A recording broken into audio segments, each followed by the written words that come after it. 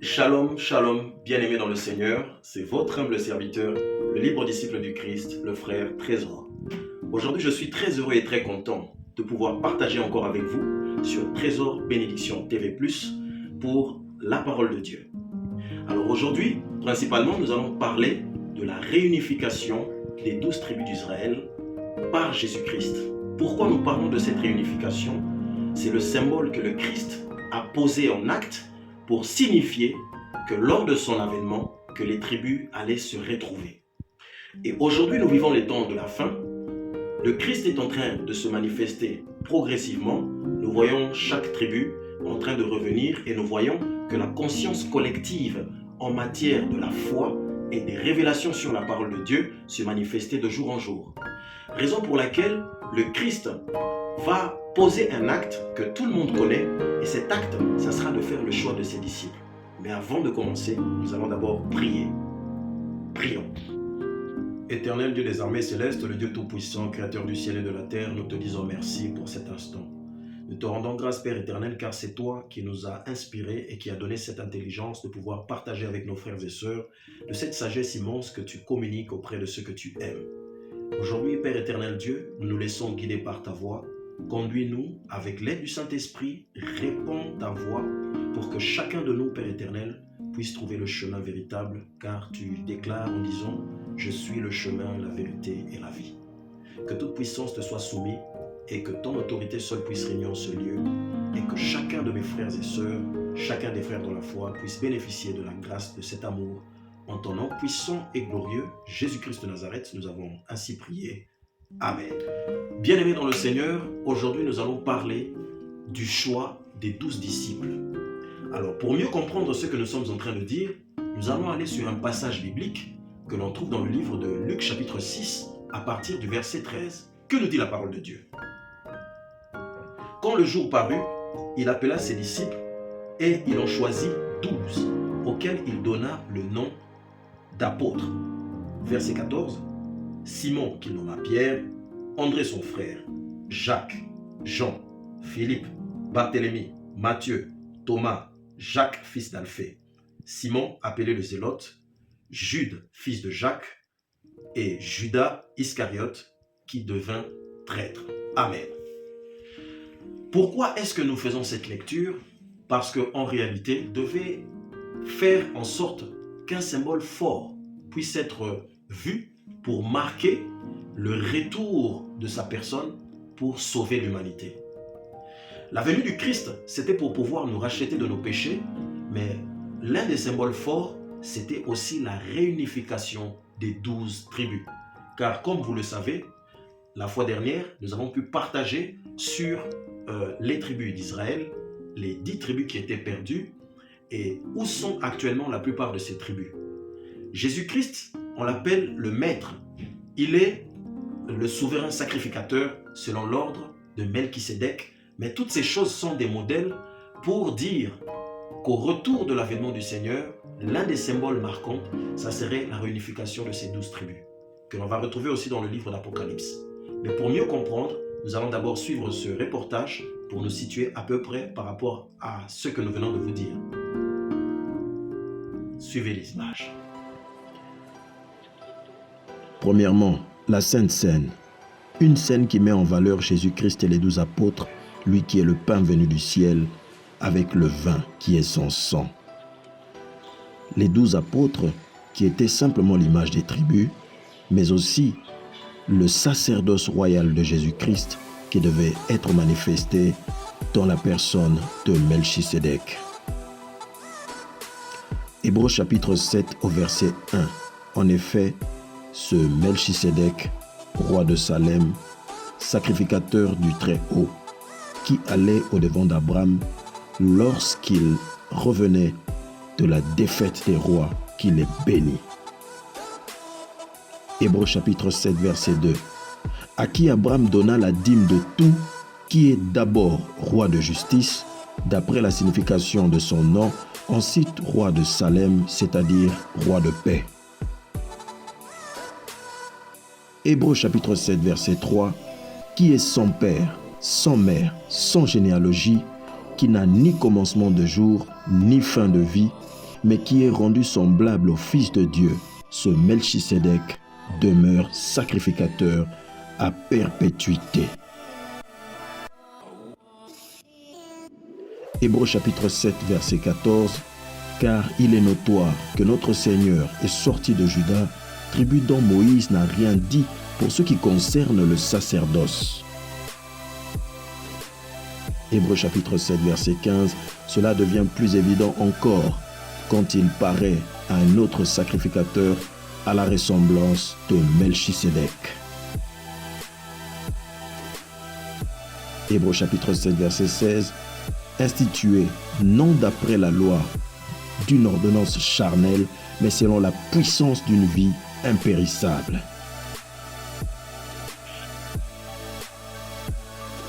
Hébreux chapitre 7, au verset 17. Car ce témoignage lui est rendu, tu es sacrificateur pour toujours selon l'ordre de Melchisédek. Ici, nous avons le pectoral d'Aaron, grand Cohen, qui veut dire grand prêtre, tout simplement, frère de Moïse. Les 12 pierres hébraïques des tribus d'Israël représentent chacune de ces tribus.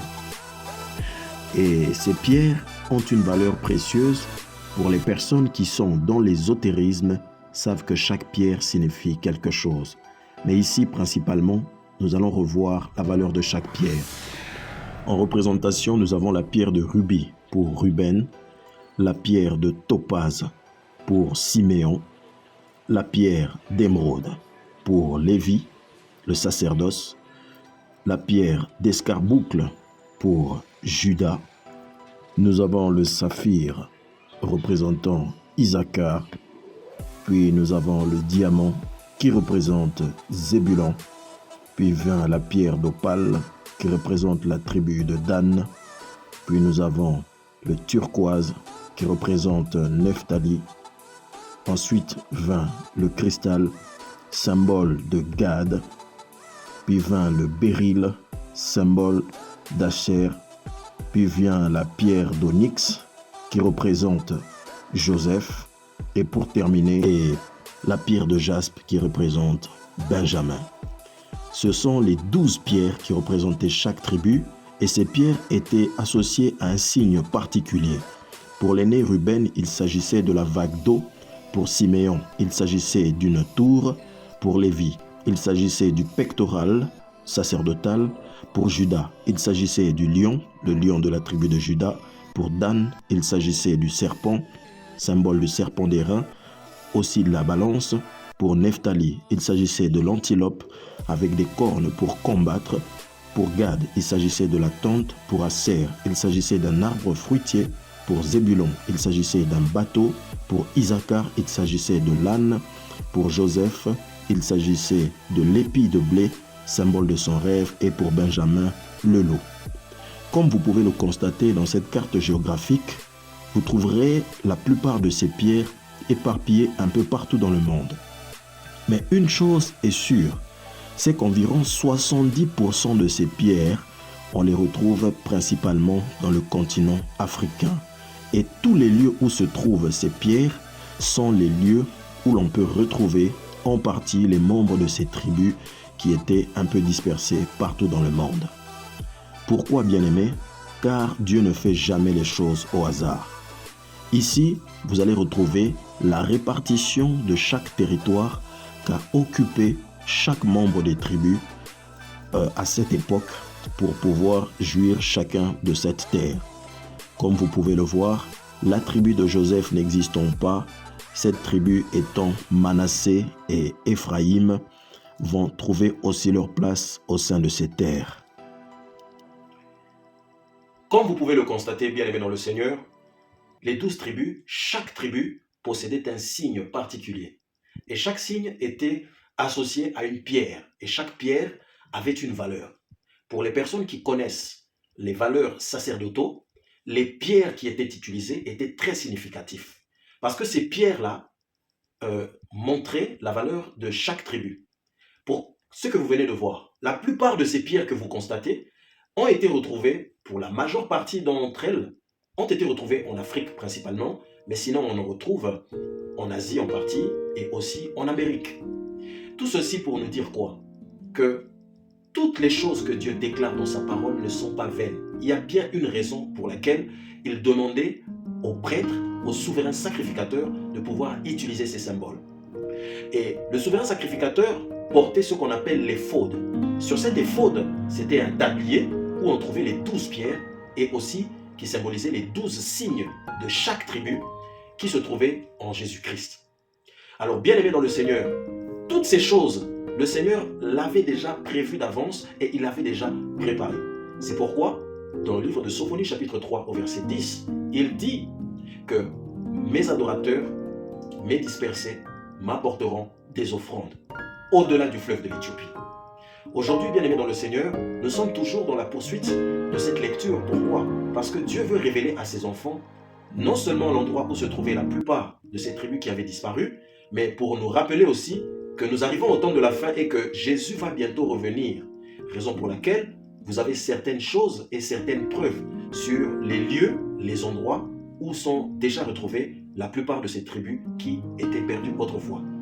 C'est pourquoi, bien aimés dans le Seigneur, ne soyez pas étonnés du retour à la source que Dieu est en train d'opérer, parce que ce que le Seigneur veut, c'est que vous sachiez qui vous êtes réellement, mais aussi pour le rachat de l'humanité tout entière, que l'Israël véritable soit à sa place afin que la gloire de notre Dieu éclate.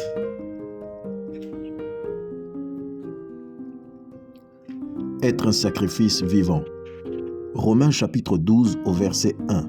Je vous exhorte donc, frères, par les compassions de Dieu, à offrir vos corps comme un sacrifice vivant, saint, agréable à Dieu, ce qui sera de votre part un culte raisonnable. Le Christ, qui est au centre de la parole de Dieu, c'est lui l'agneau immolé. Jésus-Christ est celui qui s'est sacrifié pour nos péchés. Mais aussi, à ne pas oublier que le sauveur des brebis perdues d'Israël, c'est lui, car il déclare que je suis venu pour les brebis perdues d'Israël. Mais qui sont ces brebis perdues d'Israël, bien-aimés dans le Seigneur? Il est le sauveur de toutes les nations de la terre et il a porté la croix pour les péchés de l'humanité, mais d'abord, il a commencé par Israël. Pourquoi? Parce qu'Israël était le peuple qui était choisi. Alors, la parole de Dieu s'est faite chair, elle a habité parmi nous, pleine de grâce et de vérité. Et nous avons contemplé sa gloire, comme la gloire du Fils unique venu du Père. Aujourd'hui encore, bien-aimés, la lumière du monde est là et nous rejetons encore, jusqu'à ce jour, ce que la lumière du monde nous dit. La vérité doit demeurer au milieu de son peuple. Ce peuple qui autrefois ne l'avait pas accepté, avait choisi de rester aux côtés de Barabbas plutôt que de l'accepter lui, qui avait rejeté leur frère et avait choisi Pilate. Le Christ sera dans l'obligation de porter la croix de l'humanité. Mais pour cela encore, va intervenir une personne venant du continent africain, Simon de Cyrène. Il viendra pour l'aider à soulever cette croix qui pesait. Et cette réalité est une réalité que nous ne devons pas oublier, car la vérité est que Christ était venu pour nous, mais nous l'avons rejeté. Mais à cause de son amour et de sa bonté, il était venu en tant qu'agneau immolé pour la rémission de nos péchés. Bien-aimés dans le Seigneur, alors pour mieux comprendre sur les tribus, sur ce que nous avons avancé, nous allons aller sur un passage biblique qui se trouve dans le livre d'Apocalypse, chapitre 7, au verset 4. Alors ensemble, nous lisons. Alors, Apocalypse, chapitre 7, au verset 4, que nous dit la Bible? J'entendis le nombre de ceux qui avaient été marqués du sceau, 144 000 de toutes les tribus des fils d'Israël.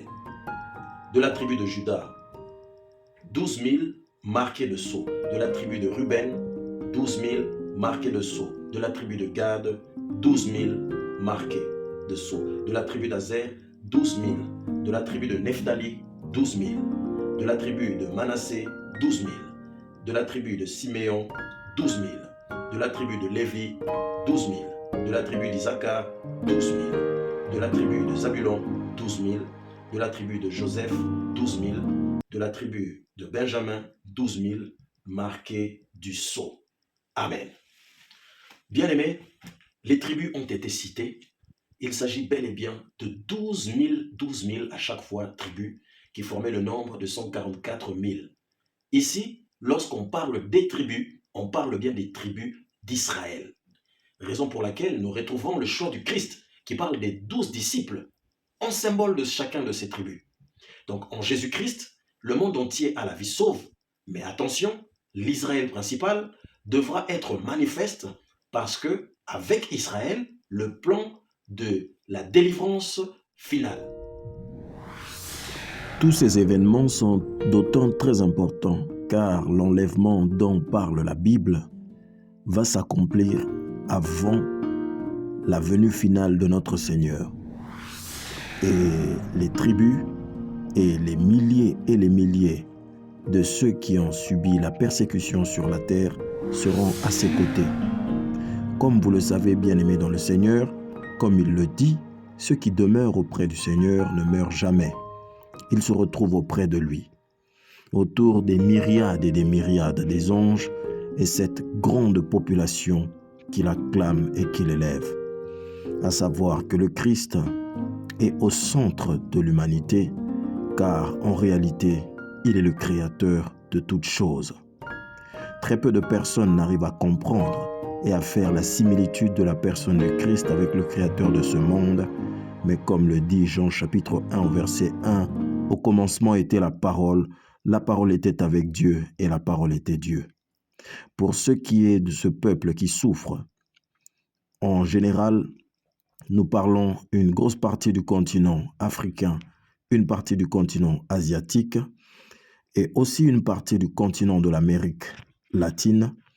Dieu lui-même se chargera de rétablir l'ordre. Car le monde dans lequel nous vivons, c'est un monde rempli d'injustice. Il n'y a point de vérité. Le Christ lui-même s'est sacrifié sur la croix pour que nous ayons la vie, mais en réalité, les hommes l'ont rejeté. La plupart des grands de ce monde l'ont rejeté. Alors, bien-aimés dans le Seigneur, comme vous venez d'entendre tout le partage que nous avons fait ensemble, tout ça c'est pour nous rappeler que nous sommes à la veille de cet avènement du retour de notre Seigneur Jésus-Christ. Nous devons faire confiance à Dieu, rester attachés à lui, mais surtout, notre Seigneur dit, vous connaîtrez la vérité et la vérité vous affranchira. Elle vous rendra libre. Cette vérité, bien-aimée, vous ne devez pas la révoquer. Vous devez la rechercher profondément. Parce qu'aujourd'hui encore, le Seigneur pousse ses enfants à aller à l'éveil. Le monde dans lequel nous sommes en train de vivre, c'est un monde qui est principalement basé sur le matérialisme, sur le pouvoir, sur les avoirs. Mais la réalité est que notre Père veut que nous ayons une relation intime et profonde avec lui. Et si cette relation profonde et intime avec lui se développe, ça va permettre à ce qu'il y ait des changements dans la plupart des cas dans la vie de ses enfants. Raison pour laquelle aujourd'hui, nous terminons sur ceci en disant que faites confiance à Dieu et lui, il vous exaucera. Jésus-Christ a dit, je suis le chemin, la vérité et la vie. Pour aujourd'hui, bien-aimés, nous allons nous arrêter là. La prochaine fois, nous allons parler sur le Christ, mais nous allons parler non pas du nom Jésus-Christ tout court, mais nous parlerons de son véritable nom à la base et à l'origine. Pour aujourd'hui, nous terminons là. À très bientôt sur Trésor Bénédiction TV+, pour des nouvelles révélations. Bye bye. Au revoir.